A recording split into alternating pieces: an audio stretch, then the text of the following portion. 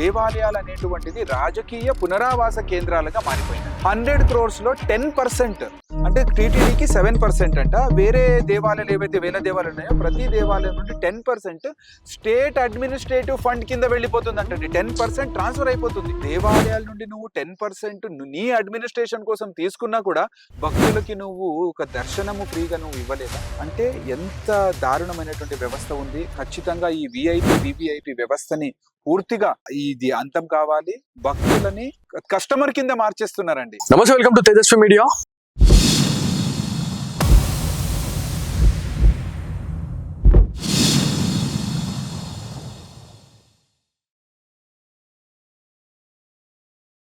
So ఇప్పుడున్న nowadays లో చాలా ఇన్సిడెంట్స్ అయితే జరుగుతూ ఉన్నాయి దేవాలయాల్లో.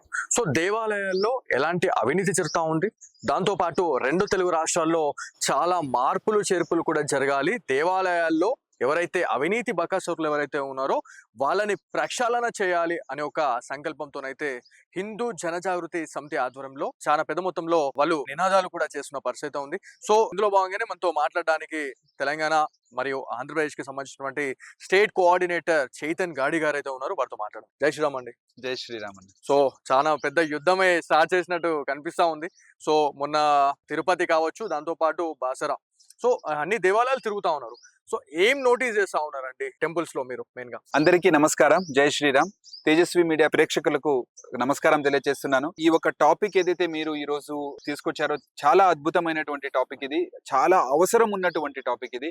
ఈ రోజు భారతదేశంలో దేవాలయాల వ్యవస్థ అనేటువంటిది భ్రష్టు పట్టుపోయి మన హిందూ ధర్మం యొక్క దానం ఎక్కడైతే జరగాలో దానినే ఒక వ్యాపార కేంద్రంగా ఇది మారిపోవడం వలన ఈ రోజు హిందూ సమాజం సంపూర్ణంగా నిర్వీర్యం అయిపోవడానికి కూడా ఈ ఒక దేవాలయ వ్యవస్థ అనేటువంటిది ఈ రోజు భక్తుల చేతుల్లో ఉండకపోవడమే ప్రధానమైనటువంటి కారణం అండి. ఈ రోజు మీరు అడిగినటువంటి ప్రశ్న, మనము చాలా దేవాలయాలు ఇప్పుడు ఆంధ్రప్రదేశ్, తెలంగాణ అంతేకాదండి భారతదేశంలో ఉన్నటువంటి అన్ని దేవాలయాలు కూడా ఈ ఒక దేవదాయ ధర్మదాయ శాఖ అని మనం ఏదైతే ఇక్కడ చెప్తున్నామో, కర్ణాటకలో ముజరాయి ఇలాఖా అని చెప్తారు. అలాగే నార్త్ లో కూడా, ఇప్పుడు మహారాష్ట్రలో కూడా మనం అనుకుంటాం అవన్నీ కూడా ట్రస్ట్ అండర్లో ఉంది అని. లేదు, అది కూడా ప్రభుత్వం యొక్క అండర్లోనే ఉందన్నమాట. అన్ని చోట్లలో ప్రభుత్వం యొక్క నేతృత్వంలో, ప్రభుత్వం యొక్క ఆధీనంలో ఈ దేవాలయాలు అనేటువంటిది ఉండడం వల్ల ఈ ఒక దేవాలయాలు అనేటువంటిది రాజకీయ పునరావాస కేంద్రాలుగా మారిపోయిందండి. ఎగ్జాక్ట్లీ. రెండోది వచ్చేసి దేవాలయాలు వ్యాపార కేంద్రంగా వీళ్ళు దీన్ని మార్చేశారు. దేవాలయాలు అనేటువంటిది జ్ఞానదానము చేయడానికి అది ఒక ధర్మశిక్షణ ఇచ్చేటువంటి ఒక కేంద్రంగా ఉండేది. 64 కళలు 14 విద్యలు దేవాలయ కేంద్రంగా నడుస్తూ ఉండేది. అప్పుడు రాజులు 2-3 తరాల వరకు ఒక్కొక్క దేవాలయ నిర్మాణం అంటే ఒక తరానికి అయిపోయేది కాదనమాట. 2-3 తరాలు ఆ ఒక రాజులు దేవాలయాల నిర్మాణం చేసి దానికి పోషణ కోసము ల్యాండ్ ఉండొచ్చు, లేదంటే దానికి సంబంధించినటువంటి వ్యవస్థ అంటే ఆలయానికి సంబంధించినటువంటి డబ్బులు ఇవన్నీ కూడా ఇచ్చి ఆ ఒక పురోహితులని వీళ్ళందరినీ కూడా కాపాడుకుంటూ వచ్చేవాళ్ళు. కాబట్టి వాళ్ళు ఇండిపెండెంట్ గా దేవాలయాల ద్వారా అద్భుతమైనటువంటి కార్యం అనేటువంటిది చేసేవాళ్ళు. కానీ ఈ రోజు మనం ఏదైతే చూస్తున్నామంటే, ఉదాహరణకి మీరు బాసర క్షేత్రం గురించినే మనం మాట్లాడుకున్నట్లయితే, రీసెంట్ గా వచ్చింది కాబట్టి చెప్తున్నాను. ఎండోమెంట్ డిపార్ట్మెంట్ ఎంత దారుణంగా అంటే ఒక నోటీస్ అతికిచ్చేశారనమాట. 150 రూపాయల అక్షరాభ్యాసం టికెట్. ఆ టికెట్ తీసుకుంటే ఒక చిన్న లడ్డు ప్రసాదం కోసం ఇచ్చేవాళ్ళు. ఆ ప్రసాదం కోసం ఇచ్చే లడ్డు కూడా మేము ఇప్పుడు ఇవ్వలేము, ఎందుకంటే దేవాలయం లాస్ లో ఉంది అని చెప్తున్నారు. ఇంకొకటి 100 రూపాయల లడ్డు 150 రూపాయలకి పెంచేస్తున్నాము, మీకు ఏమైనా ఫిర్యాదులు ఉంటే చెప్పండి అని చెప్పి ఏదో ఒక మూలలో ఎండోమెంట్ కార్యాలయంలో వాళ్ళు నోటీస్ వేసుకొని, ఇప్పుడు ఫిర్యాదులు ఏమి రాలేదనో ఏదో అని మేము ఇప్పుడు దాన్ని ఇంప్లిమెంట్ చేస్తాము అని చెప్పేసి కూడా చెప్పేటువంటి రోజులేమి దూరం లేదండి. ఇది ఒక చిన్న ఉదాహరణ మీకు చెప్తున్నాను. ఇలా ప్రసాదం కోసం లడ్డు ఇవ్వడానికి కూడా నీకు దేవాలయం లాస్ లో ఉంది అని చెప్తున్నావు. 35 రోజుల్లో 45 నుంచి 47 లక్షల ఆదాయం అని చెప్పేసి పేపర్ లో ప్రకటన వచ్చింది అనమాట. అంటే అదే దేవాదాయ శాఖ అధికారులు ఇచ్చారు. కేవలము ఉండేది మరి. అవునండి. ఇంకా మీకు ఆ బాసర దేవాలయానికి సంబంధించినటువంటి వసతి గృహాలు ఉన్నాయి, అక్కడ అన్నదానం జరుగుతుంది, అక్షరాభ్యాసం కోసం 1000 రూపీస్ టికెట్ ఉంది, లడ్డూల నుండి వస్తుంది, షాప్స్ రెంట్ కి ఇచ్చారు. షాప్స్ అయితే చాలా దారుణం అండి. అక్కడ ఫోటోగ్రాఫర్స్ దగ్గర మనము ఇన్ఫర్మేషన్ తీసుకున్నాము. 65 నుంచి 70 లక్షల టెండర్ అంటండి ఏడాదికి. అసలు ఏడాదికి 65 నుంచి 70 అలా ఎన్ని టెండర్స్ ఉన్నాయి? టెండర్స్ ఉన్నాయి. అంటే లక్షలాది రూపాయలు ఇన్కమ్ ఉన్నప్పటికీ కూడా ఈరోజు లాస్ అని చెప్పి ప్రజలని తప్పుదోహ పట్టిస్తూ దానికి కూడా ఛార్జ్ చేయాలి వీళ్ళకి. అంటే ప్రసాదానికి లడ్డు కూడా ఇవ్వరు. అలాంటి ఒక దారుణమైనటువంటి పరిస్థితి. ఎండోమెంట్ డిపార్ట్మెంట్ అనేటువంటిది ఏదైతే బ్రిటిషులు వారు తీసుకొచ్చారో అది వాళ్ళ యొక్క కుట్ర ఉండేదండి అది. అంటే దేవాలయాలు ఉంటేనే మీకు ధర్మం అనేటువంటిది పెరుగుతూ ఉంటుంది, వేద విద్య అనేటువంటిది పెరుగుతుంది, సంస్కృత పాఠశాలలు అనేటువంటిది పెరుగుతాయి, ధర్మ ప్రచారం నిరంతరంగా గ్రామాలలో దేవాలయం ద్వారా జరుగుతుంటుంది కాబట్టి అందరూ కూడా సంస్కారవంతులుగా ఉంటారు. ఇవన్నీ కూడా కొట్టాలి అంటే దేవాలయాల్ని టార్గెట్ చేయాలి. సో ఇక్కడ మేము చాలా దగ్గర మేము రివ్యూ తీసుకోవడం జరిగింది, ఫీడ్బ్యాక్ ఇస్తా ఉన్నారు. ఒక సగటు మధ్యతరగతి కుటుంబీకులు ఒక నలుగురు దేవాలయానికి వెళ్తే 2000 రూపాయలు ఖర్చు అవుతున్నాయండి. ఏం పెట్టుకొని నేను దేవుడి దగ్గరికి వెళ్ళి నేను దర్శనం చేసుకోవాలి, ఒకవేళ వెళ్తే ఆ డబ్బుల కోసం మళ్ళీ నేను దానికోసం నేను కష్టపడాలి, ఆ పరిస్థితిలో నేను దేవాలయానికి కూడా వెళ్ళలేని పరిస్థితిలో నేను ఉన్నాను అని చాలా మంది భక్తులు బాధపడతా ఉన్నారు. సో ఏం చెప్తారు? నిలువున అంటే అడుగడుగునా కూడా నిలువు దోపిడీ చేస్తా ఉన్నారు, దేవాలయాలకు పోతే ఈ రకంగా దోచుకుంటున్నారు అని చెప్పి చెప్తా ఉన్నారు. మీరేం చెప్తారు? కరెక్ట్ అండి. మొఘలులు కత్తితో ఏదైతే చేయలేకపోయారో బ్రిటిషు వాడు పెన్నుతో చేశాడు అని చెప్తారనమాట. అది ఇక్కడ మనము ప్రత్యక్షమైన ఉదాహరణ అంటే దేవాలయాల ఒక వ్యవస్థని ఒక వ్యాపార కేంద్రంగా మార్చడం అనేటువంటిది. ఎందుకంటే ఇక్కడ ఏం చేస్తున్నారంటే ఇప్పుడు తిరుమల తిరుపతి దేవస్థానం ఉంది, అక్కడికి వెళ్ళాలి, లేదా ఇంకొక దేవస్థానం విజయవాడ కనకదుర్గమ్మ దేవాలయం ఉంది అనుకోండి, వాళ్ళు ఏం చేస్తున్నారంటే ఈ మేనేజ్మెంట్ అంతా కూడా మీకు చేయడానికి కుదరదు, అంత మ్యాన్ పవర్ మీకు లేదు, అందుకే ప్రభుత్వం నుండి మేము వచ్చి ఆ ఒక మేనేజ్మెంట్ చాలా చక్కగా చేస్తాము, అద్భుతమైనటువంటి ఒక మేనేజ్మెంట్ చేసి అందరికీ కూడా మేము చాలా మంచి ఒక ఇది చేస్తాం, వ్యవస్థ చేస్తామని చెప్పేసి ఈ ఒక బ్రిటిష్ వాళ్ళు ఏం చేశారంటే ఆ ఒక వ్యవస్థ పూర్తిగా వాళ్ళ చేతిలో తీసేసుకున్నారు. దాని తర్వాత కూడా ప్రభుత్వం ఎన్ని మారినా కూడా ఈ ఒక వ్యవస్థ అయితే మారట్లేదన్నమాట. ఎందుకంటే కూర్చున్న చోటు లక్షల కోట్ల రూపాయలు వాళ్ళకి వచ్చేస్తుంది కాబట్టి ఆ ఒక వ్యవస్థ అనేటువంటిది వాళ్ళు మార్చట్లేదు. వీళ్ళేం చేశారంటే చాలా పద్ధతి ప్రకారంగా హిందువులని ధర్మం నుండి దూరం చేయాలి, భక్తులని దేవాలయం దూరం చేయాలనే ఉద్దేశంతో ఆనాడు బ్రిటిష్ వాడు వేసినటువంటి బీజము ఈ రోజు మనం ఫలితం అనేటువంటిది అనుభవిస్తున్నాము. మీరు చూడండి, ఒక చర్చికి వెళ్ళాలి అంటే డబ్బు ఖర్చు పెట్టే అవసరం లేదు, ఒక మసీదుకి వెళ్ళాలంటే డబ్బు ఖర్చు పెట్టేటువంటి అవసరం లేదు, కానీ దేవాలయానికి వెళ్ళాలి అంటే 1000 రూపాయలు జోబులో ఉంటే గానీ మనం అక్కడ దర్శనం చేసుకోలేము అనేటువంటి పరిస్థితికి తీసుకొచ్చింది ఏది అంటే ఎండోమెంట్ డిపార్ట్మెంట్. చేతన్ గారు, ఇక్కడ మీరు మసీద్లు కావచ్చు, దాంతో పాటు చర్చిలకు సంబంధించి మీరు మాట్లాడుతూ ఉన్నారు. సో ఏ ఒక్క నిరుపేద కుటుంబీకులైనా లేకపోతే ఎవరైనా కూడా వాళ్ళు ఆరాధించేటువంటి దైవం దగ్గరికి వెళ్ళాలంటే ఎలాంటి విఐపి లైన్స్ లో వెళ్లాల్సిన అవసరం లేదు అని చెప్పేసి కూడా వాళ్ళు చెప్తా ఉంటారు. కానీ మన సంస్కృతి సాంప్రదాయాల్లో తిరుమల తిరుపతి దేవస్థానమే కావచ్చు, ఇవాళ ఎక్కడైనా కూడా ఏ దేవస్థానానికి వెళ్ళినా కూడా విఐపి రూట్స్ ఏవైతే ఉన్నాయో ఈ లైన్స్ అనేది పెట్టడం అనేది మీరు ఎలా చూస్తారు? దేవుణ్ణి చాలా దూరంగా చేస్తా ఉన్నారు భక్తుల నుంచి అని చెప్పేసి క్లారిటీ అనిపిస్తా ఉన్నారు. 100% అండి. ఈ ఒక విఐపి వివిఐపి వ్యవస్థ అనేటువంటిది దేవాలయంలో తీసుకురావడం, దేవుడు ముందు అందరూ సమానులే, సమానంగా ఉండాలి, అందరూ సమానులే. ఇవంతా కూడా ఎలా అయిపోతుంది అంటే ఒక కంపారిజన్ అనేటువంటిది ప్రారంభం అవ్వడము, ఈర్ష్య ద్వేషం అనేటువంటిది ప్రారంభం అవ్వడము, విఐపి వివిఐపి వ్యవస్థ అనేది దేవుని ఎదురుగా అస్సలు ఉండడానికి వీలు లేదండి. దీన్ని మేము పూర్తిగా వ్యతిరేకిస్తున్నాము. ఇది ఒక నేషనల్ లెవెల్లో ఈ ఒక క్యాంపెయినింగ్ అనేటువంటిది కూడా మేము ఇప్పుడు ప్రారంభం చేస్తున్నామండి. యాక్చువల్లీ ఇప్పుడు ప్రోటోకాల్ ఉంది అనుకుందాము, లేదా ఎవరో ప్రైమ్ మినిస్టర్ వచ్చారు లేదా ఇంకెవరో వచ్చారు, ప్రోటోకాల్ వ్యవస్థ వరకు మాత్రమే దీన్ని పరిమితం చేయాలి.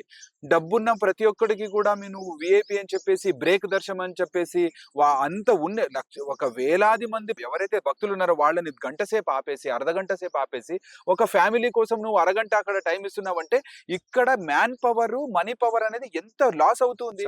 1000 మందిది అరగంట అంటే నీకు 30,000 మ్యాన్ అవర్స్ అనేటువంటిది ఇక్కడ నువ్వు వేస్ట్ చేస్తున్నారు. సో ఈ విఐపి వ్యవస్థ అనేటువంటిది చాలా తప్పు.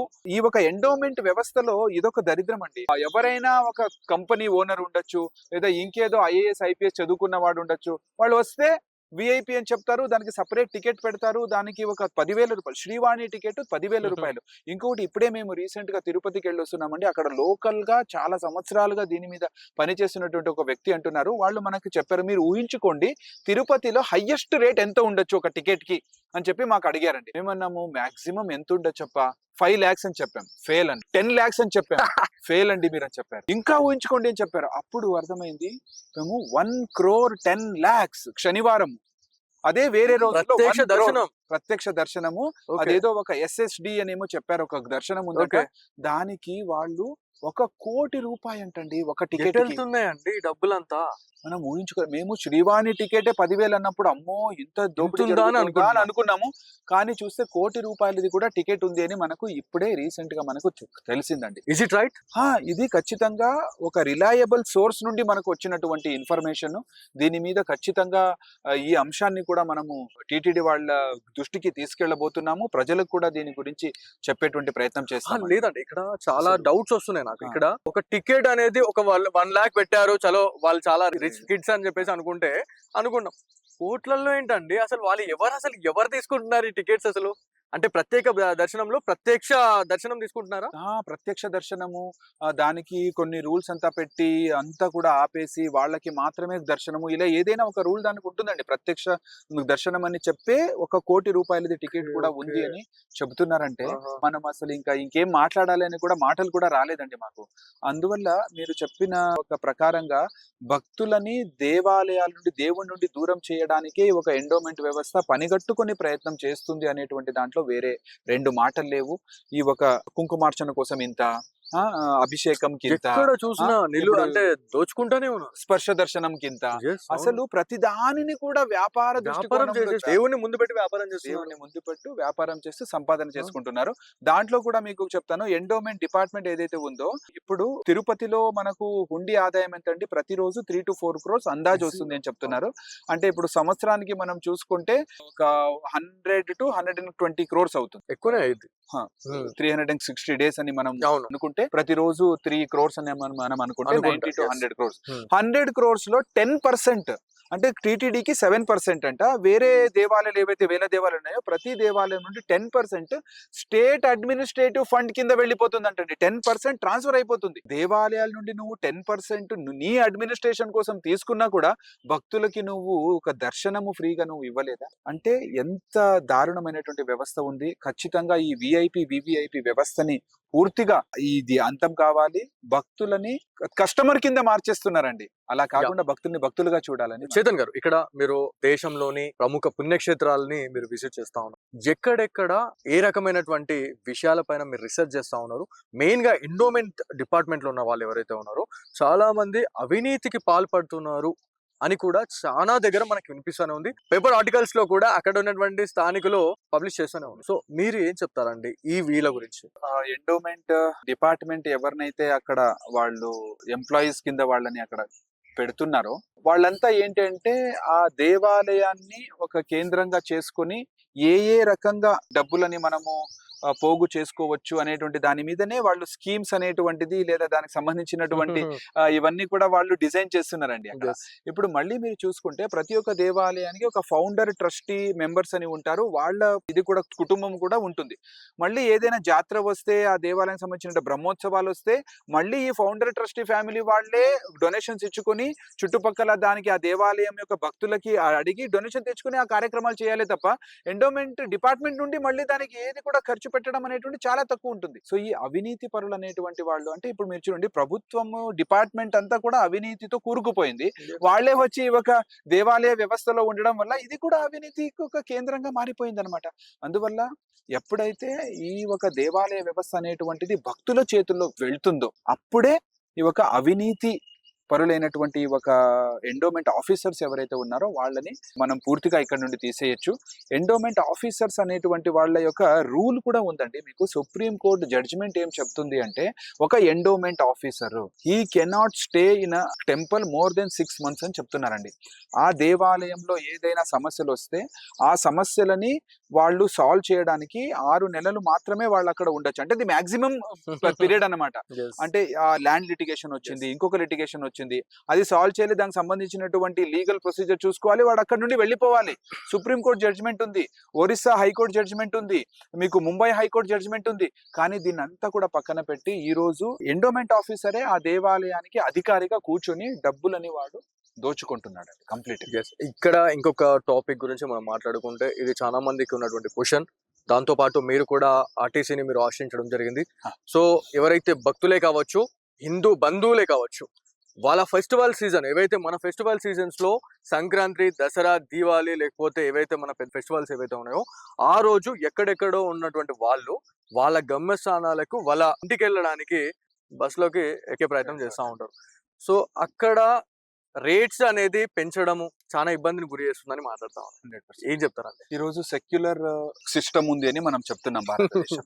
సెక్యులర్ సిస్టమ్ అంటే ఏంటి? ఒక అర్థము అందరిని కూడా సమానంగా సమానమే. చూడాలి అని. కానీ ఇక్కడ ఎక్కడ సమానం లేదండి. హజ్ యాత్ర కోసము వాళ్ళు యాక్చువల్లీ అనుదానం ఇచ్చి పంపిస్తున్నారండి. జెరూసలేం యాత్ర కోసము అనుదానం ఇచ్చి పంపిస్తున్నారు. ఇక్కడ నార్మల్ రేట్ కన్నా మీరు 50%, 100% ప్రైవేట్ బస్సెస్ లో అయితే 300 to 500% ఆ సమయంలో వాళ్ళు పెంచుతున్నారు. Yes. ప్రతి ఒక్క హిందువు కూడా ఈ రోజు దీని గురించి ఆలోచన చేయాల్సినటువంటి అవసరం ఉంది. సంక్రాంతి వస్తూ ఉంది ఇప్పుడు జనవరిలో. ఈ సంక్రాంతి సమయంలో కూడా గత సంవత్సరము కూడా మేము ఆర్టీసీ ఎండికి, వైస్ చైర్మన్ కి, అలాగే పొన్నం ప్రభాకర్ గారు ఎవరైతే ఆర్టీసీ మినిస్టర్ ఉన్నారు, అంటే ఈ ట్రాన్స్పోర్ట్ మినిస్టర్ కి, ఆర్టీసీ కమిషనర్ అందరికీ కూడా మేము నివేదిక సమర్పించాం. ఈ ఏదైతే ప్రైవేట్ బస్ ఆపరేటర్స్ ఎవరైతే ఉన్నారో సంక్రాంతికి ఒక 3-4 రోజుల నుండి హైదరాబాద్ టు విశాఖపట్నంకి 4,500, 5,000 టికెట్స్ ఉందండి. దాని ప్రింట్అవుట్స్ కూడా మన దగ్గర ఉంది. నేను మీకు షేర్ చేస్తాను, దాన్ని కూడా మీరు చూపించవచ్చు. అదే మీరు ఒక 15 రోజుల క్రితం అదే మీరు రెడ్ బస్ మరి బి బస్ లో వెళ్ళి చూడండి. 1,200 రూపీస్, 1,300 రూపీస్ ఒక స్లీపర్ వోల్వో బస్ ఉంటే హైదరాబాద్ టు విశాఖపట్నం, అదే మీకు సంక్రాంతి టైంలో మీకు 4,000 రూపాయలు ఉంది. Equal to flight price. మేమంటున్నామంటే సెక్యులర్ భారతదేశం కదా, హిందువులకి మేము మీకు ఫ్రీగా పెట్టండి అని అడగట్లేదు. నార్మల్ చార్జ్ అన్నా మీరు అంతే పెట్టండి అని అడుగుతున్నాం. ఎంత దౌర్భాగ్యకరమైన పరిస్థితిలో ఉన్నాం మనం. ఎండోమెంట్ డిపార్ట్మెంట్ నుండి కోట్ల రూపాయలు మీరు తీసుకుంటున్నారు. నీకు మసీదు నుండి రూపాయి లాభం లేదు, చర్చ్ నుండి రూపాయి లాభం లేదు, జెరూసలేం వెళ్ళడానికి, హజ్ యాత్ర వెళ్ళడానికి నువ్వు అనుదానం ఇస్తున్నావు. కానీ మీకు దేవాలయం నుండి కోట్ల రూపాయల ఆదాయం ఉంది. ఈ ఒక పండుగలు ఈ రోజు స్పిరిచువల్ టూరిజం అనేటువంటి భారతదేశంలో హైయెస్ట్ ఇన్కమ్ అనేటువంటిది ఇక్కడే ఉంది కదా. స్పిరిచువల్ టూరిజం ఏముంది? దేవాలయాల కేంద్రంగా ఈరోజు స్పిరిచువల్ టూరిజం ఉంది. దాని నుండి కూడా ప్రభుత్వానికి డబ్బులు వస్తున్నాయి కదా. సో మీరు ఎందుకు మరి నార్మల్ రేట్స్ కన్నా ఎక్కువ మీరు పెంచుతున్నారు? ఖచ్చితంగా ఈ సంక్రాంతి సమయంలో రేట్స్ ఏమన్నా పెంచడం అనేటువంటి జరిగితే పెద్ద ఎత్తున ఉద్యమం చేస్తామని చెప్పేసి మేము హెచ్చరిస్తున్నాము. రోడ్ల మీద దిగుతాము. ప్రజలని మనము ఖచ్చితంగా దీనికి సందర్భంలో ప్రశ్నించే విధంగా మారుస్తాం. ఇంకొకటి ఇందులో నేను చెప్తున్నానండి, కుంభమేళా వెళ్ళాలి అంటే కూడా ట్రైన్ చార్జెస్ కూడా పెంచినటువంటి సందర్భం ఉందండి. యోగి గారి యొక్క ప్రభుత్వం వచ్చిన తర్వాత మేము ఫైట్ చేస్తే అది ఇప్పుడు నార్మల్ రేట్స్ వచ్చింది. అసలు ఊహించలేమండి.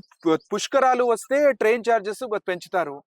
ఇప్పుడు న్యూ ఇయర్ ఉంది. ఇది కేవలము ఇదేని కాదు, ఇప్పుడు న్యూ ఇయర్ వస్తుంది కదా. న్యూ ఇయర్ టైంలో కూడా ఎక్కువ సమయం ఎప్పుడైతే హాలిడేస్ వస్తుందో అప్పుడు కూడా బస్ రేట్స్ అనేటువంటిది వీళ్ళు పెంచుతున్నారు. అంటే ఇది వ్యాపార దృష్టికోణంలోనే మీరు చూస్తున్నారు. మేము ఆర్టీసీ ఎండి గారికి అడిగామండి, సార్ మీరు ఎందుకు ఈ సమయంలో, అంటే ఇప్పుడు శివరాత్రి ఉండొచ్చు, సంక్రాంతి టైంలో పెంచుతారంటే, లేదు ఆ సమయంలో ప్రజలు ఇక్కడ నుండి అక్కడికి వెళ్ళడమే ఎక్కువ ఉంటుంది, ఇమీడియట్ గా వాళ్ళు రిటర్న్ రారు కదా, అందువల్ల మాకు రిటర్న్ ఖాళీ రావాల్సి వస్తుంది కాబట్టి 50% మేము ఎక్స్ట్రా చేస్తున్నాము అని అంటున్నారు. అదే అడిగాము, అరే మీకు ఎండోమెంట్ డిపార్ట్మెంట్ నుండి ప్రభుత్వానికి కోట్ల రూపాయల ఆదాయం ఉంది కదా, మరి మీకు స్పిరిచువల్ టూరిజం నుండి కోట్ల రూపాయల ఆదాయం ఉంది కదా, కనీసము హిందువులకి ఆ సమయంలో మీరు నార్మల్ రేట్స్ కూడా పెట్టలేరా? దాన్ని కూడా మీరు వ్యాపార దృష్టికోణంతోనే చూస్తున్నారా? మరి సర్వీస్ అని ఎందుకు పెట్టారు? సర్వీస్ అనే పదం తీసేయండి అని మేము చెప్పామండి. నిజంగా అండి, ఆ మాట చెప్పడానికి వాళ్ళకి మనసు ఎలా వస్తుందో అర్థం అవ్వట్లేదు. రిటర్న్ ఖాళీ రావడానికి ఏంటండి లింక్ అసలు? 50%. అదే రిటర్న్ ఖాళీ రాదండి. ఎందుకు వస్తుందండి? వస్తారు. అవును, వెళ్లే వాళ్ళు వచ్చేవాళ్ళు ఉంటాయి. ఇప్పుడు అలా అనుకుంటే వారాంతం ఇప్పుడు సాటర్డే సండేతో కూడి కలిపి సోమవారము లేదా మంగళవారం ఏదైనా హాలిడే వచ్చింది అనుకోండి, ప్రైవేట్ బస్సెస్ లో ఇమీడియట్ గా రేట్ పెంచేస్తున్నారు. మేమేం డిమాండ్ చేస్తున్నామంటే, మహారాష్ట్రలో ఇదే రకంగా జరుగుతూ ఉంటే ఉద్యమం చేసిన తర్వాత, లీగల్ ఫైట్ చేసిన తర్వాత, ఇప్పుడు మహారాష్ట్రలో ప్రైవేట్ బస్ ఆపరేటర్స్ కి ఒక ప్రైస్ క్యాప్ అని ఫిక్స్ చేశారు. గవర్నమెంట్ సూపర్ లగ్జరీ బస్సులో 1 కిలోమీటర్ కి వాడు ఎంత ఛార్జ్ చేయాలని ఉంటుందో, అదే ప్రైవేట్ బస్సు వాడు కూడా, అది సూపర్ లగ్జరీ ఉంటే వాడు 1 కిలోమీటర్ కి ఎంత ఛార్జ్ చేయాలి. అదే వోల్వో ఉంది, వాడు 1 కిలోమీటర్ కి ఎంత ఛార్జ్ చేయాలనేది ప్రైస్ క్యాప్ ఫిక్స్ చేశారు. He cannot charge more than that. అదే ఒక సిస్టమ్ మీరు ఇక్కడ ఇంప్లిమెంట్ చేయండి అని చెప్పేసి తెలంగాణ ప్రభుత్వానికి మేము కోరాము. నివేదిక కూడా ఇచ్చి రావడం జరిగింది. 1 నెల పూర్తిగా దీని మీద ఫైట్ చేస్తాము. ఖచ్చితంగా ఇది సాధించే వరకు మనం ముందుకు తీసుకెళ్తాం. రైట్ అండి, థ్యాంక్ యూ సో మచ్. చాలా మందికి మంచి ఇన్ఫర్మేషన్ ఇచ్చారు. జై శ్రీరామ్. జై శ్రీరామ్.